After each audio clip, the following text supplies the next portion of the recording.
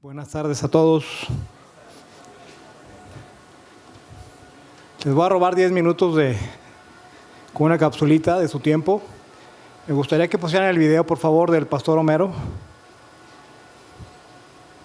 Pero ahora quiero platicarte una historia. En Pan de Vida nosotros oramos por los enfermos. Vamos con las personas que más lo necesitan en las camas del hospital. Y algo que nos ha enseñado el Señor es no llegar tarde.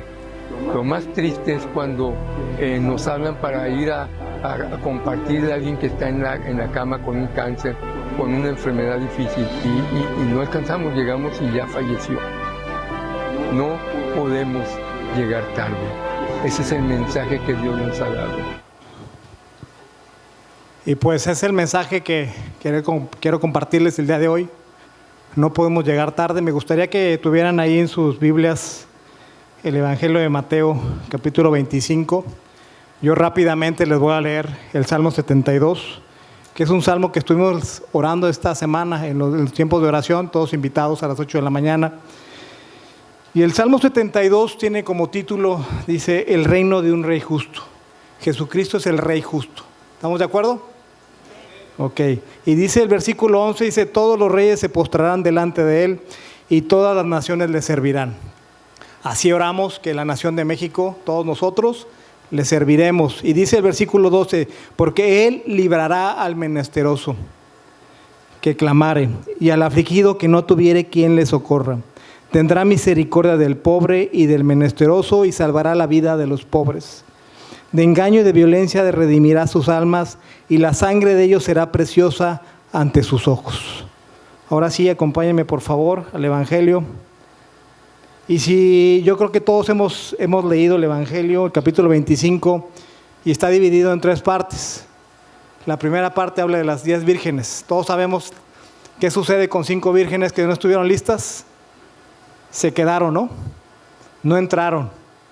Y así empieza el capítulo 25. Y después viene la parábola de los talentos. Que Dios dio talentos y uno de ellos tuvo miedo y no hizo mucho con ese talento. ¿Y qué pasó con él que no hizo mucho con ese talento? No entró. Y el capítulo 25, si nos vamos al versículo por favor 31, lleva por tema el juicio a las naciones.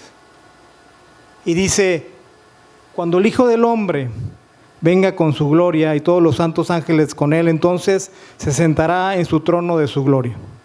Dice, serán reunidas delante de él todas las naciones van a estar en juicio. Y dice, y apartará los unos de los otros como aparta el pastor las ovejas de los cabritos. Si pueden poner la siguiente imagen, por favor. Ahorita les van a poner una imagen. Entonces, aquí hay una separación. Los que conocen de ovejas y cabritos saben que hay ciertas características. Las ovejas son más temerosas y tienden a estar más en el rebaño y estar más pegados al pastor. Y los cabritos no, son más inquietos, entonces hay que tener más control con los cabritos. Entonces aquí Jesucristo mismo está diciendo, va a haber una separación de ovejas y cabritos. Vamos a separarlos. ¿Por qué?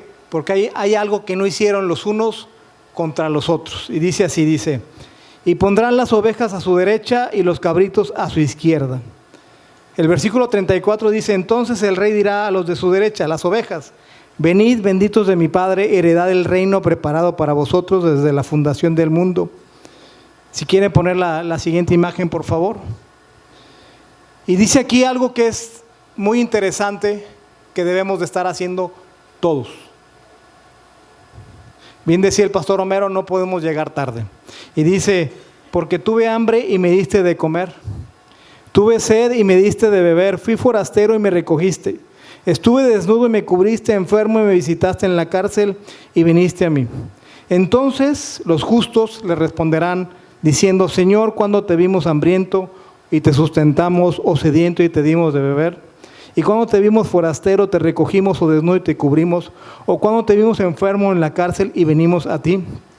Y fíjense que en el versículo 40 dice, y respondiendo el rey les dirá, de cierto os digo que en cuanto lo hiciste a uno de estos mis hermanos más pequeños, a mí lo hiciste. Algo que es importante, esta palabra, hiciste. La diferencia entre pensar o imaginar o querer y hacer es diferente. El hacer es una acción. Y aquí nos está diciendo el Señor que hay que hacerlo. Hay que estar ahí. Hay que ir y visitar al enfermo, hay que ir y visitar al que está en la cárcel. Aquí les pongo yo unas imágenes de lo que vemos cada semana. Muchos de aquí están involucrados en Pan de Vida, pero nos gustaría mucho que muchos más se sumaran a hacer lo que el Señor le agrada. Y fíjense, estas son las imágenes que vas a ver cara a cara cuando te animes a ir a predicar a los hospitales. Sé que es difícil, sé que no está padre, no crean que todos los que estamos ahí nos sentimos, también nos agüitamos, también el Señor nos quiebra. Muchas veces nos toca ministrar niños y en lo particular a mí me duele mucho ministrar niños porque es bien doloroso. Entonces tienes que tomar el valor para no llorar junto con el papá y poder llevar una palabra de fe. Y también cuando estás ministrando a los indigentes y en lo particular a los migrantes, pues el ver a una señora con 3, 4 hijos embarazada que ha caminado 2 meses desde Venezuela y está totalmente vulnerable, ¿qué le puedes predicar?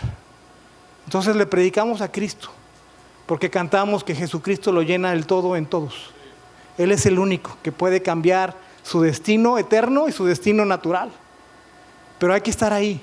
Entonces la invitación de esta tarde es, vamos a levantarnos.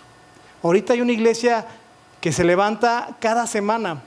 Platicaba yo con un agente de gobierno y me decía, ustedes en Pan de Vida hacen mucho más que muchas alcaldías, que muchas secretarías de social, porque ustedes lo hacen cada semana. Los domingos van a hospitales, van a migrantes, van al ISSSTE, el martes van a indigentes, van al Hospital 2, el jueves van a centros de rehabilitación, hombres y mujeres, están muy activos y todo es voluntario de una iglesia que sabe la necesidad de los más pequeños. Justo el sábado pasado que fuimos a migrantes, y en relación a la película que está ahorita de moda del Sonido de la Libertad, una señora que llevaba 3 hijos nos decía, en este día nos intentaron robar 2 veces a nuestros hijos en la central. Hoy que vinieron. Y otra persona, los migrantes nos decían, en estos 2 meses que hemos caminado, lo único bueno que hemos tenido son ustedes. Lo único bueno que nos ha pasado. Entonces vamos a levantarnos, iglesia. Vamos a hacer la obra. Necesitamos sus brazos. Todavía, si quieres poner la que sigue, por favor, la siguiente imagen, todavía hay mucho que hacer. Porque si no lo hacemos, ¿qué les pasó a los que no hicieron esto? Si seguimos leyendo los versículos del capítulo 25, del 41 adelante, el Señor le dice, pues tuve hambre y no me diste de comer, tuve sed y no me diste de beber, fui forastero y no me recogiste, estuve desnudo y no me vestiste. Entonces ellos le respondieron, Señor, ¿cuándo te vimos así? Y el Señor les dijo, de cierto os digo que en cuanto no lo hiciste a uno de estos más pequeños, tampoco a mí lo hiciste. Y fíjense cómo termina, ¿no? Como terminan las 10 vírgenes, los talentos, y esto termina diciendo, e irán estos al castigo eterno y los justos a la vida eterna. Yo sé que la salvación no es por obras. Pero el apóstol Pablo dice, lo salvé y el Señor va a poner buenas obras. Entonces tenemos que estar ahí. Y decía Santiago un poco más confrontativo y más frontal, decía, la fe sin obras es muerta. Entonces, iglesia, nos toca levantarnos. Imagínense si todos nosotros sirviéramos en algún ministerio de misericordia, esta ciudad sería transformada totalmente con todo lo que se podía hacer. Y fíjense, ahorita estamos en centros de rehabilitación, hombres y mujeres. Y la verdad es que si tú llegas ahí y también toca tu corazón que niños de 10 años ya estén ahí, en centro de rehabilitación. Imagínense 10 años ya adictos a la droga. Necesitan manos para ministrarlos. Tenemos Misión Ramores, tenemos Comedor, Sonrisas de Vida, que está todos los días dando de comer a los familiares de los enfermos del Hospital 25, ahí con Marce y Ángel. El IS 25 vamos cada mes. Hay asilos, hay que reforzar los asilos. Olegario, Maribel y un grupo van a los asilos, pero hace falta más ministración de las personas ancianas. Tenemos también indigentes, cada martes hay indigentes, hay migrantes cada 15 días. Tenemos varios hospitales, pero faltan más hospitales. Y yo quiero ver una iglesia que Dios use en milagros y en sanidades y en liberaciones. Amén. ¿Creemos que Dios hace eso? creo que no hay otra forma más que ir y estar ahí. Me gustaría que Dios nos use. Por ejemplo, ahorita si se abre el Hospital 21, que es traumatología, que Dios ponga huesos nuevos, pies nuevos, manos nuevas y que Dios se glorifique. Amén. Pues la invitación está ahí está un código QR. Si tú ingresas ese código QR, vas a conocer a los coordinadores de todo ese trabajo que cada semana está operando. Y todo lo hacemos para la gloria de Jesucristo. Sabemos que es para Él y es por Él.